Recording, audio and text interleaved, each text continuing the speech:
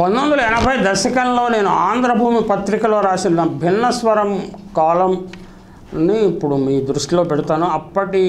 అప్పుడు వ్యక్తం చేసిన దాదాపు 45 సంవత్సరాల క్రితం వ్యక్తం చేసిన అభిప్రాయాలు ఇప్పటికీ కూడా రిలవెంట్గా ఉండటము వల్లనే దీనిని మీ దృష్టిలో పెడతాను.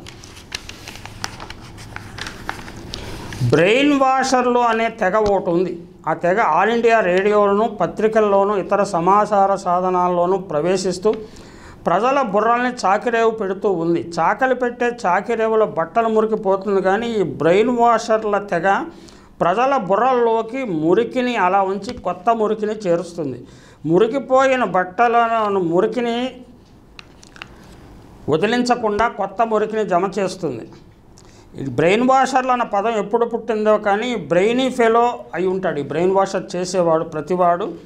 ఆ బ్రెయిన్ వాషర్ల చేత బ్రెయిన్ వాష్ చేయించుకునేవాళ్ళు కొంచెము నెక్స్ట్ లెవెల్లో ఉండేవాళ్ళు అయి ఉంటారు. తమకు మీడియా ముందు బందీలుగా చెక్కిన వాళ్లను బ్రెయిన్ వాష్ చేసే బ్రష్లు వాడటం వాళ్ళకి అలవాటు. కానీ వార్తాపత్రికలు, రేడియో, టీవీ మొత్తం దేశ ప్రజలను బ్రెయిన్ వాష్ చేసేస్తున్నాయి. ఇటీవలి కాలంలో ఈ మీడియా దాడి విపరీతం కావటం వల్ల మీడియా వారికి ఒక ఎజెండా ఉంటుంది. ప్రతి మీడియా ఆ ఎజెండాను ప్రజల మీద నిరంతరం రుద్ది వారిని పూర్తిగా మార్చేస్తున్నారు. తెలివిహీనుణ్ణి భక్షించే ఏకసూత్ర పథకం తెలివి పరులు ఎప్పుడూ అమలు చేస్తూనే ఉంటారు. ఇటీవల ఆంధ్రప్రదేశ్ ఎన్నికల్లో ఏం జరిగిందో మనకు తెలుసు కదా. అంటే మీడియా దాడితోటి ఎన్నికల్లో ఘన విజయం సాధించారు. అది న్యాయంగా సాధించారా, అక్రమంగా సాధించారా అది వేరే విషయం, కానీ ఖచ్చితంగా మీడియా పాత్ర చాలా ప్రగాఢంగా ఉన్నదన్న విషయం మాత్రం అర్థం చేసుకోవాలి. ఆ మీడియాలో పనిచేసిన బ్రెయిన్ వాషర్ల పరిజ్ఞానానికి, జోసెఫ్ గోబెల్స్ గురువులు కాగల వారి జ్ఞానానికి మనం చేతులెత్తి నమస్కారం చేయాల్సిందే. ఈ బ్రెయిన్ చాకలోళ్ళు తలుసుకుంటే నంది పంది అవుతుంది, పంది నంది అవుతుంది. లంచగొండి, ముండల ముఠాకోరు, దగాకోరు, పుండాకోరు నిజాయితీపరుడుగా మారిపోతాడు. పరస్త్రీని కన్నెత్తి చూడని వాడుగా రూపాంతరం చెందుతాడు. మూత్రపానం చేసే దగుల్బాజీ అవినీతిపరుడు గాంధీ మార్గపద నిర్దేశకుడు అయిపోతాడు. అవినీతిని ఆమడ దూరంలో ఉంచే ఛాదస్తుడు కులనాయకుడిగా రూపాంతరం చెందిపోతాడు.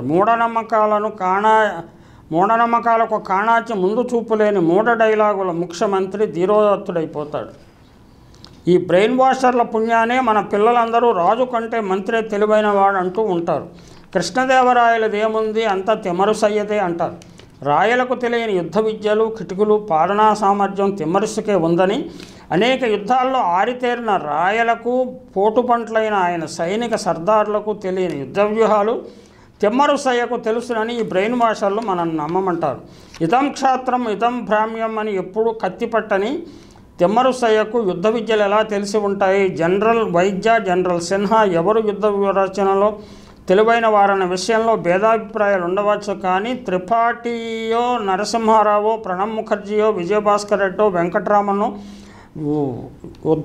యుద్ధ వ్యూహ రచనలో నిపుణులంటే మన చెవిలో పువ్వు పెట్టేస్తున్నట్లే కదా. కోయ, చెంచు, హీన శూద్రకులాలకు చెందిన సైన్యం కొన్ని అగ్రకులాల నాయకత్వంలో యుద్ధాలు చేసి ప్రాణాలొడ్డి శత్రురాజ్యంలోని రాజుల ఖజానాలను దోచుకొని తెచ్చిన సొమ్మును దాన ధర్మాల పేట రాజుల నుంచి కొల్లగొట్టి బ్రెయిన్ వాషింగ్ ఘనత కొందరి సొంతం అయితే కావచ్చు. అయితే యుద్ధం చేసే శక్తియుక్తులను కూడా సొంతం చేసుకుంటే ఎలా? కోయ, సెంచు, హీనా శూద్రకులాలకు చెందిన సైన్యం కొన్ని అగ్రకులాల నాయకత్వంలో యుద్ధాలు చేసి ప్రాణాలొడ్డి శత్రురాజ్యంలోని ప్రజలను, రాష్ట్ర ఖజానాను దోచుకుని, రాజు ఖజానాను దోచుకుని తెచ్చిన సొమ్మును దాన ధర్మాల పేరిట కొల్లగొట్టే బ్రెయిన్ వాషింగ్ ఘనత కొందరికి సొంతమైతే కావచ్చు. అయితే యుద్ధం చేసే శక్తియుక్తులను కూడా సొంతం చేసుకుంటే ఎలా? ఈ బ్రెయిన్ వాషర్లు ఏం తలుచుకుంటే అది చేయగలరు. రాజు విలాసప్రియుడైతే, వారి సర్దారులు ముండల ముఠాకోరులైతే వారికి ప్రియురాళ్లను సరఫరా చేసేందుకు మధుర భక్తి పేరుతో ప్రజల్ని విశృంఖలత్వం వైపు నడిపించగలరు. కృష్ణుడే అందరి భర్త, ఆ కృష్ణుడే మన రాజుగారి రూపంలో భూఖండంపై అవతరించారు అంటూ 6 రాగాలతో హరికథలు చెప్పగలరు. ఈ బ్రెయిన్ వాషర్లు ఏ కులానికో ఏ వర్గానికో చెందినవారు కానక్కర్లేదు. పాపం వీరందరికీ తాము బ్రెయిన్ వాష్ విషవలయంలో చిక్కుకున్నామని తెలియదు.